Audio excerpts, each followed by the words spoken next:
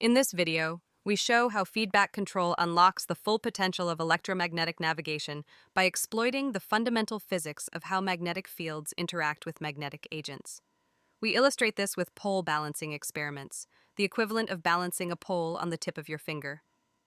But before we dive into the demonstrations, let's look at the motivation behind this research. Our motivation stems from minimally invasive medical procedures.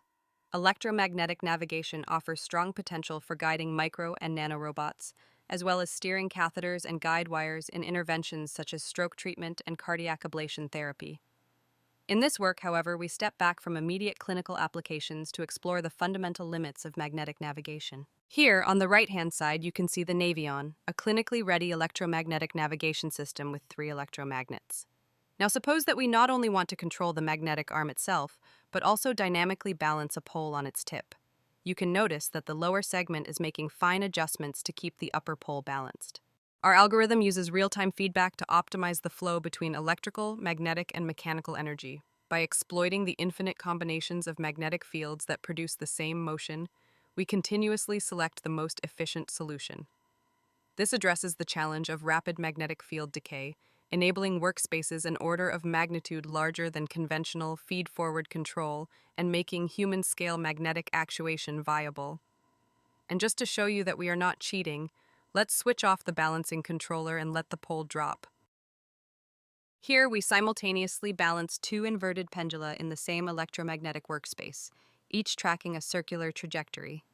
This is analogous to stabilizing 2 poles on your fingertips, one in each hand.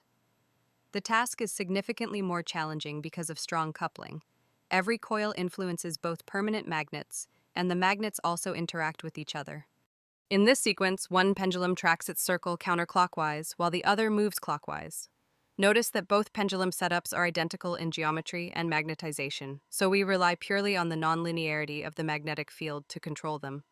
While this is a fundamental control challenge, similar concepts could one day enable medical procedures in which not just one, but multiple catheters are steered within the same magnetic workspace. We can also command different frequencies. For example, here the left pendulum tracks its trajectory at twice the speed of the right one. We'd like to close by highlighting our next step, developing novel in vivo localization methods. This real-time information is key to unlock clinical translation for these feedback algorithms.